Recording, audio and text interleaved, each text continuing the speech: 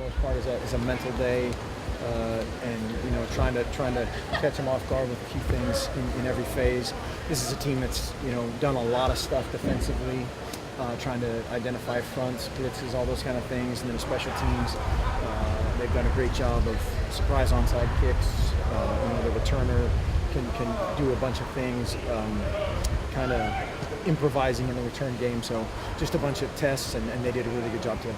Utah has a reputation as a good special teams team. Yeah. Has that shown up on your study? I haven't seen good. I've seen great. Yeah. I've seen great. They're, statistically they're the best in the country right now. So that is a huge challenge. The punter is worth the price of admission. That guy is fun to watch. Not necessarily being on the business end of it, but he's a talented guy. And then obviously the return game, they're phenomenal. What are the differences between the two quarterbacks that make it better to the youth work? I think they're from our standpoint they're fairly similar. I think they're both big guys. They both have a skill set of run and pass. So it's not one guy's a total drop back statue and one guy's a run around type of guy. And their system is their system. Obviously their tailback is the strength of their team. And we have to stop that first and foremost. You mentioned the returners. You guys have faced a few pretty good ones so far. What makes Kalen Clay different for Utah? He's big and fast, and then he breaks a ton of tackles. He's not afraid to go outside of the form of the return or where it's designed to go.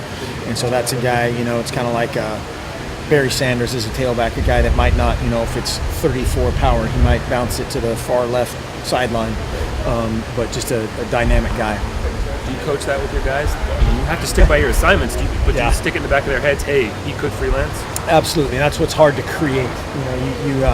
And we tried to do that today, and yesterday was more of a full speed deal of trying to, if it's a sideline return and he bounces it to the field or vice versa, they have to be ready for that to happen at any time.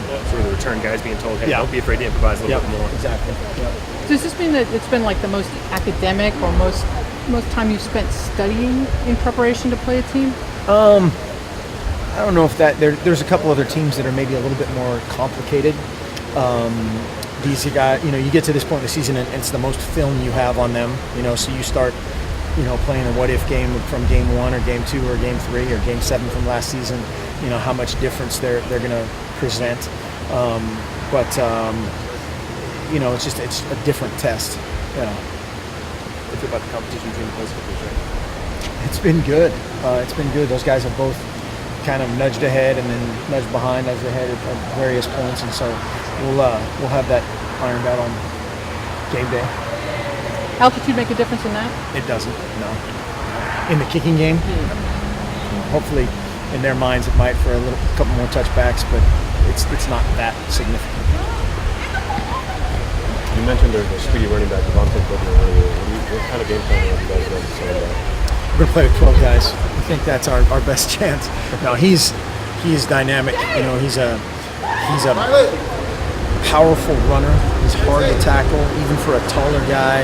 He runs with great pad level. He's very physical. I don't know if I've ever seen a guy get tackled by one guy.